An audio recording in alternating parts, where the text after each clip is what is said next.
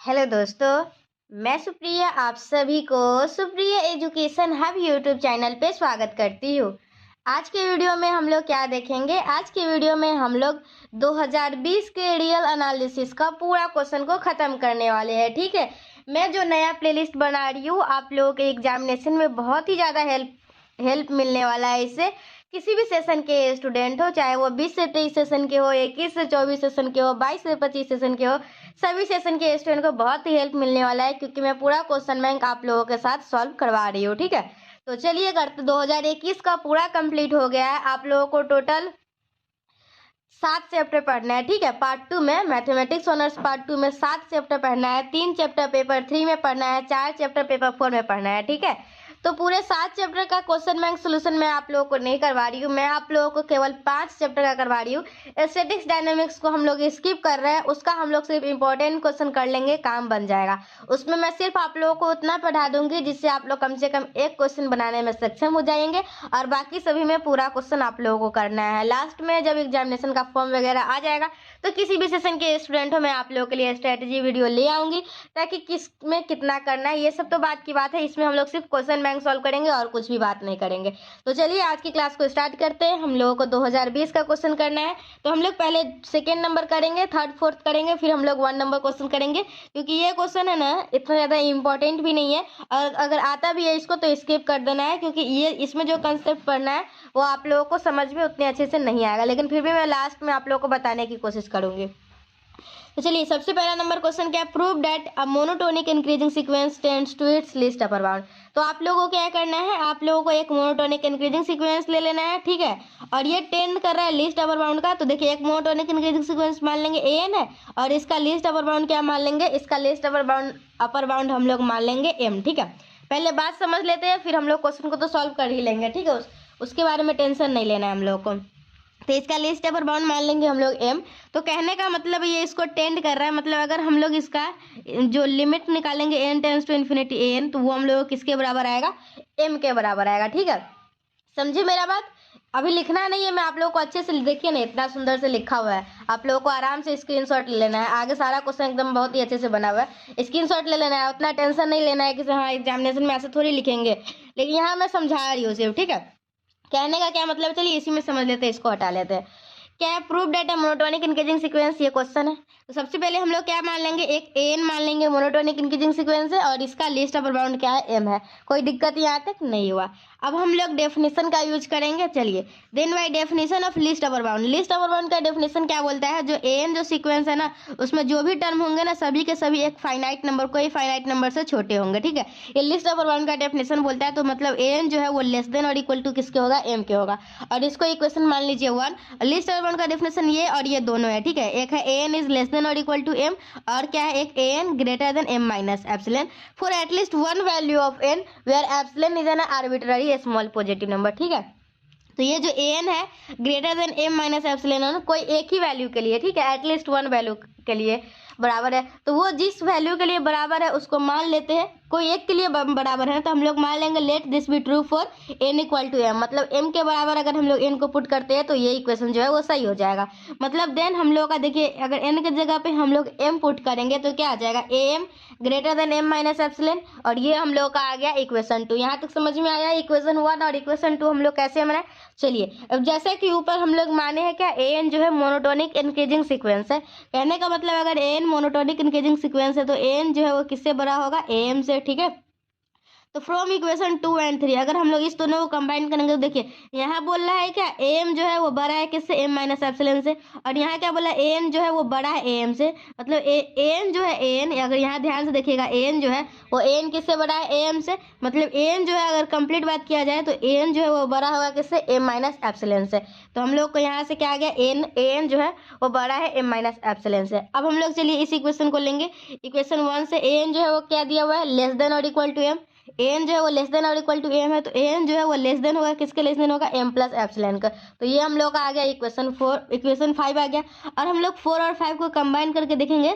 अगर इस दोनों को कंबाइन करके देखिएगा तो देखिए क्या बोला? एम प्लस एप्सिलॉन जो है वो किससे बड़ा है? एन से बड़ा है, तो इसको जैसे लिख दिए। और यहाँ क्या बोला? देखिए एन की तरफ मुंह खुला हुआ है तो एन की तरफ मुंह खुला हुआ रख दीजिए और यहाँ एम माइनस एप्सिलॉन को। तो अगर हम लोग इस दोनों को कंबाइन करके लिखेंगे तो हम लोग ये आसानी से लिख सकते हैं, और इसको हम लोग इस फॉर्म में लिख सकते हैं। अगर आप लोग लिमिट का डेफिनेशन वगैरह पढ़े होंगे तो इतना बेसिक बात पता होगा, नहीं पता है फिर भी मैं बता देती हूँ, ठीक है। इस टाइप को हम लोग इस टाइप से लिख सकते हैं। और ये अगर N minus M less than epsilon मतलब है एन जो है एन वो टेंड कर रहा है किसको, एम को टेंड कर रहा है, hence n tends to m the least upper bound of sequence n, ठीक है। Thus every monotonic increasing sequence tends to its least upper bound. तो इस तरीके से हम लोग क्वेश्चन नंबर 2 के ऑप्शन नंबर ए को सॉल्व कर लिए, ठीक है। अब हम लोग इसका नेक्स्ट क्वेश्चन करेंगे, ठीक है। और हाँ, एक बात और बता देती हूँ, अगर आप लोगों को 2015 से लेके 2021 तक, ठीक है, आप लोग समझ सकते हैं 2015 से लेके 2021 तक में कितने क्वेश्चन होंगे। अगर ये पूरे क्वेश्चन का सॉल्यूशन पीडीएफ फॉर्म में चाहिए तो वो भी आप लोग मुझसे ले सकते हैं। लेने के लिए आप लोगों को क्या करना होगा, टेलीग्राम पे मैसेज करना होगा मुझे। मेरा टेलीग्राम आईडी है @सुप्रिया एजुकेशन हब 01। और हाँ, मैं आप लोगों को पहले ही बता देना चाहती हूँ, आप लोगों को फ्री ऑफ कॉस्ट नहीं मिलेगा। इसके लिए आप लोगों को पीडीएफ का मेंटेनेंस चार्ज पे करना होगा। आप लोग समझ सकते हैं कितने ज़्यादा क्वेश्चन रहता है, और सभी का मतलब कि पहले बनाना, उसको रेडी करना, और उसके बाद आप लोगों को टेलीग्राम पे पीडीएफ प्रोवाइड करना। और वीडियो भी मैं तो आप लोग को देती हूँ, यहाँ तक कि पीडीएफ और वीडियो सोल्यूशन दोनों आप लोग को मिलता है। लेकिन वीडियो सोल्यूशन आप लोग फ्री में देख सकते हैं, लेकिन जिनको पीडीएफ चाहिए उनको मेंटेनेंस चार्ज पे करके पूरे साल का ले सकते हैं, ठीक है। जिनको ये सब बातें पता है अच्छे से, बस उनको पीडीएफ चाहिए, उन देख के समझ सकते हैं, तो वो पीडीएफ आराम से परचेज कर सकते हैं, ठीक है। देखिए बी क्या है, so that the sequence s n be defined this is convergence. तो देखिए आप लोगों को कोई भी सीक्वेंस कन्वर्जेंट है ना, तो इसके लिए दो चीज आप लोगों को दिखाना होगा। एक दिखाना होगा क्या, ये मोनोटोनिक इंक्रीजिंग सीक्वेंस है, और एक दिखाना होगा क्या, दो चीज अगर दिखा देते हैं, एक बाउंडेड एवब दिखाना होगा, ठीक है। क्या दिखाना होता है, अगर आप लोग को इस टाइप का क्वेश्चन आता है जो पूछता है कन्वर्जेंट है, तो आप लोग को बस दिमाग में दो बात रखना है। अगर इस टाइप से क्वेश्चन आएगा तो हम लोग किसी भी तरीके से दिखा देना होगा क्या, मोनोटोनिक इंक्रीजिंग है और बाउंडेड एवब है। मोनोटोनिक इंक्रीजिंग दिखाने के लिए क्या करना होगा, देखिए मोनोटोनिक इंक्रीजिंग दिखाने के लिए यू एन प्लस वन निकालेंगे और यू एन निकालेंगे, और हम लोग को दिखाना होगा ये जो है ना, ये यू एन प्लस वन बड़ा है, तो हम लोग ये मतलब इसका क्या हुआ, मोनोटोनिक इंक्रीजिंग सीक्वेंस। और बाउंडेड एबव दिखाना होगा तो हम लोग को दिखाना होगा कोई एक टर्म, ठीक है, वो जो टर्म है ना वो छोटा होगा किसी ना किसी एक खास टर्म से, ठीक है, मतलब वो बाउंडेड एबव है। तो चलिए हम लोग का यूएन ये टर्म दिया हुआ था ना, ये तो क्वेश्चन में ही दिया हुआ था। तो हम लोग देखिए इसको लास्ट में यहाँ one by n plus one लिखा, 1/n + n लिखा हुआ था। मतलब इससे पहले कौन सा टर्म होगा, 1/n + n-1। इससे पहले क्या होगा, 1/n + n-2। इससे पहले क्या होगा, 1/n + n-3। इस तरीके से हम लोग सजा के लिख लिए। ये हम लोग का un आ गया। अब हम लोग को क्या करना है, un + 1 लिखना है। तो un + 1 क्या, n की जगह पे n + 1 डालेंगे तो n + 1 + 1 n + 2 हो जाएगा। तो इस तरीके से हम लोग un + 1 निकालेंगे, ठीक है। फिर हम लोग क्या करेंगे, un + 1 माइनस un दोनों को सब्ट्रैक्ट करेंगे।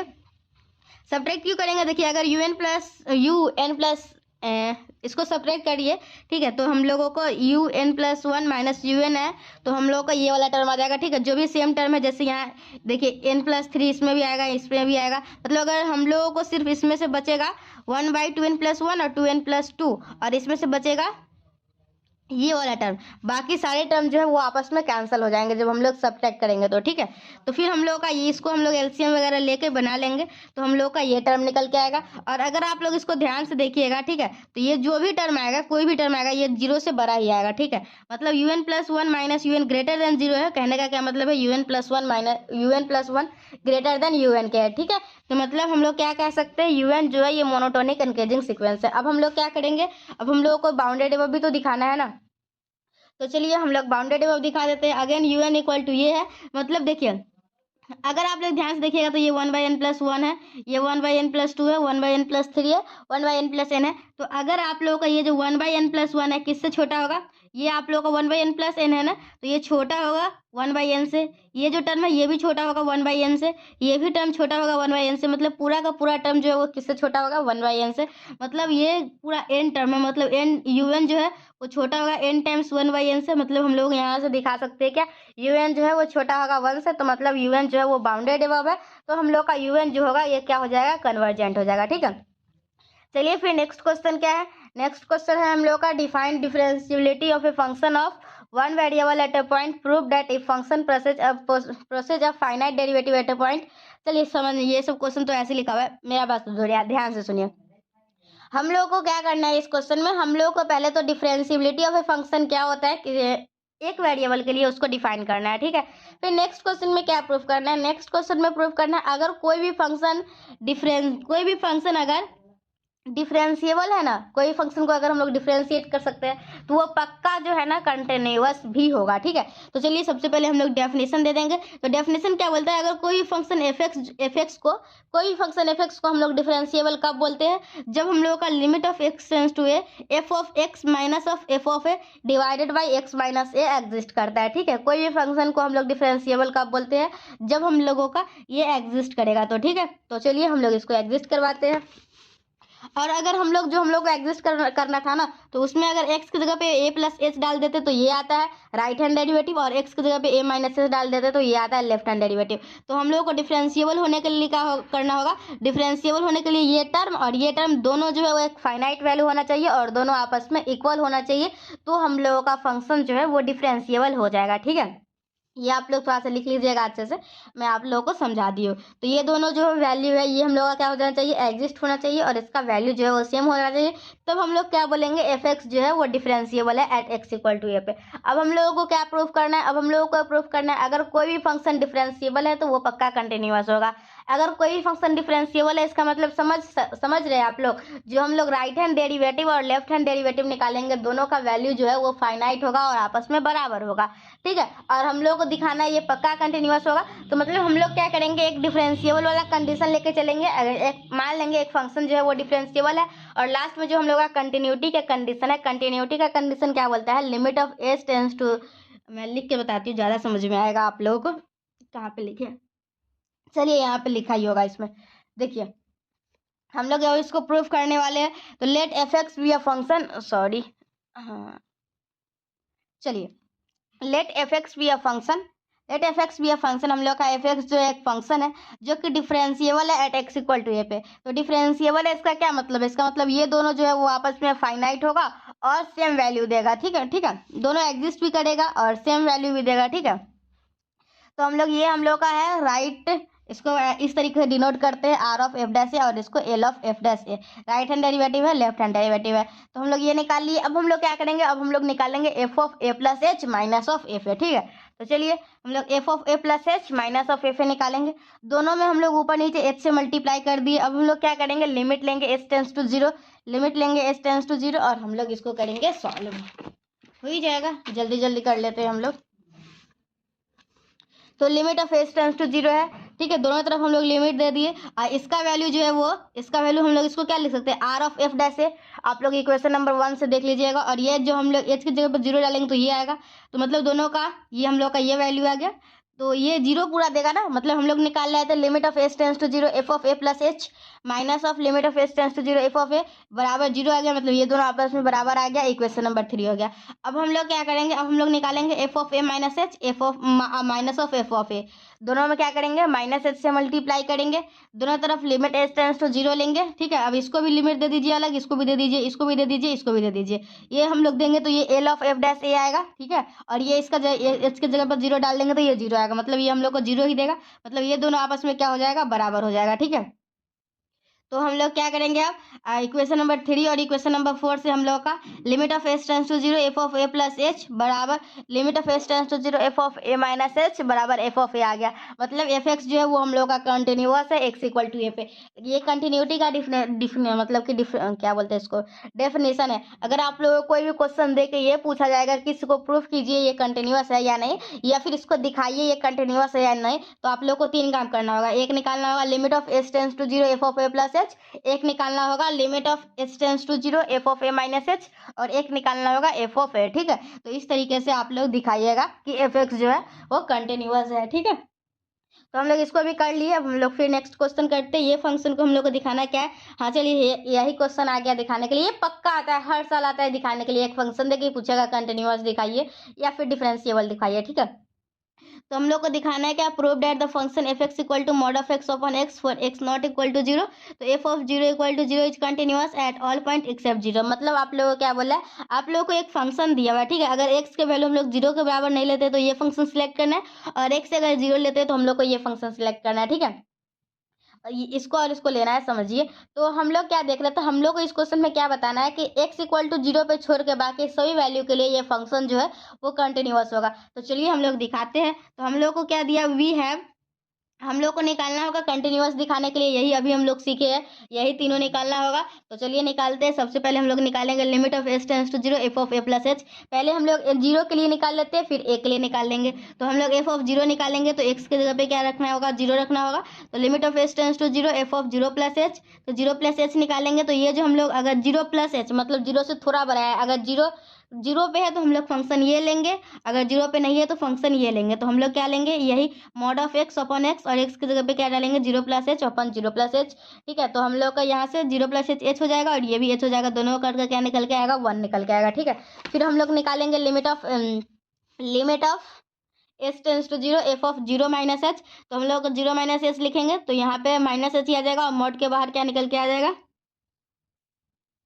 मॉड के बाहर क्या, देखिए लिमिट ऑफ ये है 0 माइनस एच क्या हो जाएगा, माइनस एच हो जाएगा अपन एच, और माइनस एच तो ये तो हम लोग का प्लस 1 आना चाहिए ना, कि मॉड के बाहर जो निकलेगा ना, मॉड के बाहर निकलेगा पॉजिटिव, लेकिन ये है क्या, तो हाँ, तो ये आप लोग का वैल्यू आ जाएगा। और एफ ऑफ 0 तो 0 है, तो एफ एक्स तो कंटिन्यूअस होना नहीं है। ठीक है, यहाँ पे थोड़ा सा अगर हम लोगों का 0 माइनस एच है, ठीक है, मतलब ये माइनस एच है, और मॉड के अंदर है माइनस एच, बाहर आके हम लोगों को क्या देगा, माइनस ऑफ माइनस एच देगा।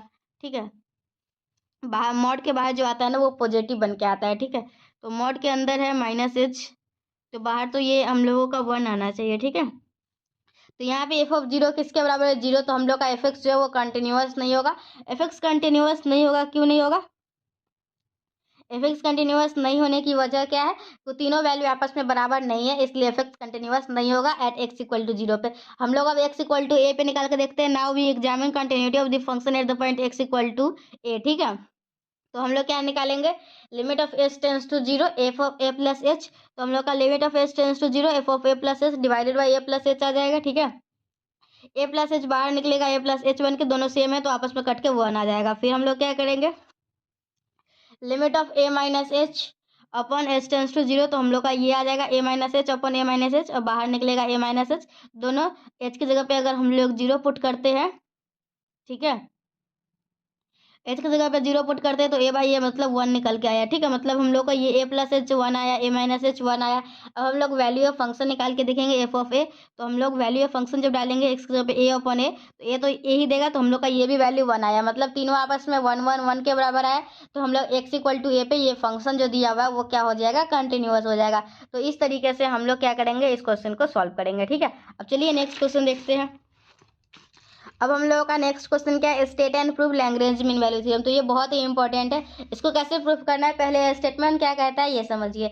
लैग्रेंज मीन वैल्यू थ्योरम बोलता है हम लोगों को अगर कोई भी फंक्शन कंटिन्यूअस है, ठीक है, अगर कोई भी फंक्शन कंटिन्यूअस है क्लोज इंटरवल ए से बी में, और फंक्शन जो है वो डिफरेंशिएबल है ओपन इंटरवल ए से बी में, तो हम लोगों का कोई एक ऐसा सी एग्जिस्ट करेगा जो कि कुछ इस प्रकार से बराबर होगा, एफ डैश सी बराबर f of b minus of f of a divided by b minus a. ठीक है, बस हम लोग का लैग्रेंज मीन वैल्यू थ्योरम यही बोलता है। आप लोग थोड़ा सा याद करने की कोशिश कीजिए। लैग्रेंज मीन वैल्यू थ्योरम क्या बोलता है, अगर कोई भी फंक्शन कंटिन्यूअस है क्लोज इंटरवल में और कोई भी फंक्शन डिफरेंशिएबल है ओपन इंटरवल में, तो हम लोगों का एक ऐसा सी जरूर एग्जिस्ट करेगा जो कि एफ डैश सी बराबर होगा f of b minus f of a divided by b minus a के। ठीक है, तो चलिए अब हम लोग को इसको प्रूफ करना है। ठीक है, तो हम लोग एक फंक्शन डिफाइन करेंगे पहले इसको प्रूव करने के लिए।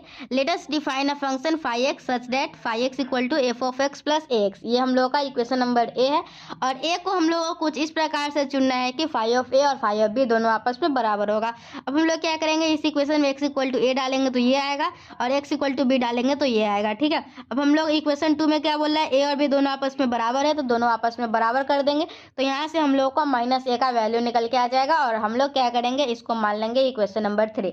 और जहां तक कि इस क्वेश्चन में दिया हुआ था एफ एक्स जो है वो कंटिन्यूअस है। ठीक है, तो मैं थोड़ा सा आप लोग को रॉल्स थ्योरम याद करवाना चाहती हूँ। रॉल्स थ्योरम क्या बोलता है, अगर कोई भी फंक्शन कंटिन्यूअस है और कोई भी फंक्शन कंटिन्यूअस है क्लोज इंटरवल में, और कोई फंक्शन डिफरेंशिएबल है ओपन इंटरवल में, तो हम लोग का एक ऐसा सी एग्जिस्ट करेगा जो कि बराबर होगा f dash c equal to 0 के। तो हम लोग बस रॉल्स थ्योरम का इस सहारा लेके इसको प्रूव करेंगे। तो चलिए हम लोग पहले देख लेते हैं। It is given that f x is continuous in a b and a x is also continuous. जो पोलिनोमियल फंक्शन होता है ना, ये ऑलवेज कंटिन्यूअस होता है, and a x is always also continuous. तो f f of x plus a x जो है वो क्या हो जाएगा, कंटिन्यूअस हो जाएगा। और F of x plus x continuous होगा और ये किसके बराबर है, फाइव एक्स के बराबर है, तो फाइव एक्स भी हम लोग का क्या हो जाएगा, कंटिन्यूअस हो जाएगा ए से बी में, ठीक है। फिर हम लोगों का क्या है, differentiating one with respect to x, तो हम लोग का क्या हो जाएगा, अगर हम लोग उसको डिफ्रेंशिएट कर लेते हैं तो फाइव डैश एक्स इसके बराबर हो जाएगा F dash x plus a के, और ये हम लोगों का हो जाएगा इक्वेशन नंबर 4। तो हम लोग यहाँ से क्या बोल देंगे, सिंस एफ डैश एक्स, देखिए फाइव डैश एक्स जो है ये हम लोग का आ गया उसको डिफ्रेंशिएट करने पे, तो देखिए एफ डैश एक्स जो एग्जिस्ट कर रहा है, हम लोग का स्टेटमेंट में ही देखे थे, एफ डैश एक्स एग्जिस्ट कर रहा है, और अगर एफ डैश एक्स एग्जिस्ट कर रहा है तो हम लोग का फाइव डैश एक्स भी एग्जिस्ट करेगा, ठीक है। तो और इक्वेशन 2 में हम लोग को क्या बोला है, फाइव ऑफ ए और फाइव ऑफ बी बराबर है। तो अगर रॉल्स थ्योरम में हम लोग को 3 कंडीशन को देखना होता है, अगर हम लोग का वो एफ एक्स कंटिन्यूअस है, एफ एक्स डिफरेंशिएबल है और फाइव ऑफ ए और फाइव ऑफ बी आपस में बराबर है, तो हम लोगों का सी एक ऐसा एग्जिस्ट करेगा जो कि एफ डैश सी हम लोग को 0 के बराबर देगा। तो यहीं पे अब रॉल्स थ्योरम का कंडीशन लिख दी हूँ, thus we find that five x satisfy of all the condition of Rolle's theorem and hence by Rolle's theorem there exist at least one value of x say c such that five dash c equal to 0, और सी का जो value होगा वो ए और B के बीच में ही होगा। हम लोग को सी का वही वैल्यू लेना होता है जो ए और बी के बीच में हो। तो हम लोग क्या करेंगे, putting x equal to c we get equation 1 जो था ना उसमें अगर एक्स की इक्वल टू सी पुट करते हैं तो फाइव डैश सी आएगा, फाइव डैश सी, ठीक है। इक्वेशन 1 ही था ना, नहीं फाइव डैश सी इक्वेशन 1 नहीं था, फाइव डैश सी था हम लोगों का इक्वेशन नंबर 4 था, ठीक है। तो हम लोगों का क्या हो जाएगा, five dash c equal to 0 करेंगे, और फाइव डैश सी किसके बराबर था, f dash x plus a के, तो एक्स की जगह पे सी पुट करेंगे तो आप फाइव डैश सी 0 के बराबर है, मतलब f dash c plus a, यहाँ से क्या आया, f dash c equal to minus a आया, ठीक है। फिर हम लोग माइनस ए का वैल्यू यहाँ निकाल के रख चुके हैं, माइनस ए का वैल्यू क्या करेंगे, अब हम लोग इसमें डाल देंगे, तो एफ डैश सी का वैल्यू हम लोगों को ये आ गया, जहाँ पे हम लोगों का सी का वैल्यू ए और बी के बीच में लेना होता है। तो इस तरीके से हम लोग क्वेश्चन नंबर 4 का एक है जो लैग्रेंज मीन वैल्यू थ्योरम था ना, इसको हम लोग प्रूव किए। Lagrange mean value theorem, Rolle's theorem और कॉची मीन वैल्यू थ्योरम, ये सब बहुत ज़्यादा इंपॉर्टेंट है, आप लोग इसको कर लीजिएगा, ठीक है। और टेलर्स थ्योरम भी इंपॉर्टेंट है, तो उसको भी स्किप नहीं कीजिएगा। फिर हम लोगों का नेक्स्ट क्वेश्चन क्या है, एक हम लोगों का फंक्शन दिया हुआ है, ठीक है, और बोला ए इक्वल टू 0 है और बी इक्वल टू 4 है, तो हम लोग को सी का वैल्यू निकालना है लैग्रेंज मीन वैल्यू थ्योरम से, ठीक है। तो हम लोग क्या करेंगे, एफ एक्स जो दिया हुआ है, फिर हम लोग इसको अगर सॉल्व करते हैं, मतलब इस दोनों को मल्टीप्लाई कर लेंगे, जो भी आएगा उसको इससे मल्टीप्लाई कर लेंगे, तो आप लोग को ये निकल के आएगा। देखिए मेरे पास इसमें जगह कम था ना, इसलिए हम थोड़ा सा ऐसे कर लिए, ठीक है, लेकिन फिर भी जगह मतलब इतना जगह में हटा नहीं। चलिए देखिए एफ एक्स इक्वल टू ये है, तो हम लोग का ये इक्वेशन 1 है। अब हम लोग क्या करेंगे, देखिए लैग्रेंज मीन वैल्यू थ्योरम निकालना है ना, तो हम लोग का ये एफ एक्स निकल गया। अब हम लोग क्या करेंगे, एफ डैश एक्स निकालेंगे, ठीक है, और एफ डैश एक्स किसके बराबर होगा, f dash x f of b minus f of a divide by b minus a के, तो ये एफ ऑफ बी माइनस ये हम लोग का आ गया एफ ऑफ बी माइनस ए और बी माइनस ये वाला term. Lagrange mean value theorem अभी थोड़ा देर पहले तो बताइए, तो समझ में तो आ ही गया होगा कि उसमें करना है क्या होता है। तो ये एफ एक्स है, हम लोग अब एफ डैश एक्स निकालेंगे, एफ डैश एक्स निकालने के लिए ये करना होगा। लैग्रेंज मीन वैल्यू थ्योरम क्या बोलता है, एफ डैश सी जो है वो एफ डैश सी किसके बराबर होगा, एफ डैश सी इसके बराबर होगा। तो एफ डैश सी हम लोगों को यहाँ से इसका निकालिए तो 3 आया है, तो हम लोग एफ डैश सी, तो एफ एक्स तो पता है, अब हम लोग इसको डिफ्रेंशिएट करेंगे और x equal to c put करेंगे, तो हम लोग का f dash c equal to ये आ गया। अब हम लोगों को क्या करना होगा, बस इसको सॉल्व, ये दोनों को आपस में बराबर करना होगा और हम लोगों को इसको सॉल्व करना होगा, जो श्रीधाचार्य का फॉर्मूला है ना क्वाड्रेटिक इक्वेशन निकालने का, उसी से, ठीक है। तो चलिए इसको कर लेते हैं। चलिए मेरे पास जगह नहीं था तो यहीं पे कर लियो, ठीक है। तो देखिए क्या, फ्रॉम 2 and 3 वी गेट, तो 3c² minus 4c minus 12c plus 11 equal to 3। फिर हम लोग इसको सॉल्व कर लेंगे, यही c equal to minus b plus minus under root d square minus 4ac, sorry under root b square minus 4ac वाला formula लगा के सॉल्व कर लेंगे, तो c का वैल्यू क्या आएगा, 2 प्लस माइनस 2 रूट 3/3, ठीक है। मतलब c का जो वैल्यू है वो 0 से लेकर 4 के बीच में आ रहा है, तो ये c का वैल्यू हम लोग को निकालना था इस क्वेश्चन का, और ये क्वेश्चन यहाँ तक कंप्लीट होता है, ठीक है। तो इस तरीके से हम लोग क्या किए, इस तरीके से हम लोग, चलिए जस्ट वेट, थोड़ा सा बात भी कर लिया जाए। तो इस तरीके से हम लोग क्वेश्चन नंबर 2 का ऑप्शन नंबर ए कर लिए हुए हैं, ठीक है। देख लीजिए क्वेश्चन यही है, अपने मन से क्वेश्चन नहीं दे रहे हैं, इसको कंप्लीट कर लिए, ठीक है। देखिए आप लोग के एग्जामिनेशन में किस तरीके से टारगेट रखना है। आप लोगों का देखिए रियल एनालिसिस के 3 क्वेश्चन को अच्छे से कंप्लीट करके जाइएगा, ठीक है। 3 क्वेश्चन को, एक क्वेश्चन को स्किप कर सकते हैं जो डेडिकाइंड वाला होगा ना, हर साल एग्जामिनेशन में एक डेडिकाइंड वाला थ्योरी है और एक कोई है जो हर साल आ जाता है, लेकिन वो उतना अच्छा, उसको आप लोग हर साल उसको स्किप कर दीजिएगा। और उसके अलावा जो 3 क्वेश्चन है ना उसको अच्छे से तैयार कर लीजिए और एग्जामिनेशन में 2 क्वेश्चन बनाइएगा रियल एनालिसिस से, ज़्यादा अच्छा रहेगा। रियल एनालिसिस में क्या कीजिए, रियल एनालिसिस को तीनों अच्छे से पढ़िएगा, ठीक है। रियल एनालिसिस में एक भी स्किप नहीं कीजिएगा, क्योंकि इसमें ना कोई भी टेस्ट का प्रूफ दे देगा और आप लोगों को प्रूफ तो याद नहीं रहेगा, तो फिर वैसा क्वेश्चन को सिलेक्ट कर लीजिएगा जिसमें प्रूफ नहीं पूछा गया हुआ है, ठीक है। तो इसको आप लोग तीनों तैयार कर लीजिएगा, लेकिन बनाइएगा एक ही, ठीक है। देखिए अगर 3 तैयार करके गए हुए और तीनों अच्छे से आ रहा है तो तीनों बना लीजिएगा, लेकिन अगर एक हम लोग थोड़ा सा बोनस लेके चलते हैं कि कोई दिक्कत ना हो, ठीक है। तो इसमें आप लोग क्या कीजिएगा, इसमें 2 क्वेश्चन बना लीजिएगा, इसमें 1 क्वेश्चन ही बनेगा, 3 क्वेश्चन, और 3 क्वेश्चन आप लोग को इसमें तैयार करना होगा। तो एक 8 नंबर कर लीजिएगा, एक साइक्लिक ग्रुप वाला अच्छे से पढ़ लीजिए, उसमें जो भी थ्योरम है, और एक आप लोग क्या कीजिएगा, एक दोनों ये कर लीजिए और एक ये, और क्या कीजिएगा, एक होमोमॉर्फिज्म वाला ही कर लीजिए। बाकी सब पता नहीं आप लोग अच्छे से रिंग वगैरह पढ़े हैं कि नहीं, ठीक है। मैं तो आप लोगों को पूरा एब्स्ट्रैक्ट अलजेब्रा सॉल्व करवाई हुई हूँ, ठीक है। 15 16 17 पूरा आप लोगों को सॉल्व है इस चैनल पे पहले से है। अच्छा, स्ट्रेटजी वीडियो में थोड़ा सा और अच्छे से एनालिसिस करूंगी ना, देखेंगे कौन क्वेश्चन जो है ना वो हर साल आता है, उसको मैं आप लोगों को बता दूंगी। चलिए इस वीडियो में यहीं तक रहने देते हैं। रियल एनालिसिस के 2020 के क्वेश्चन बैंक को सॉल्व कर लिए हैं।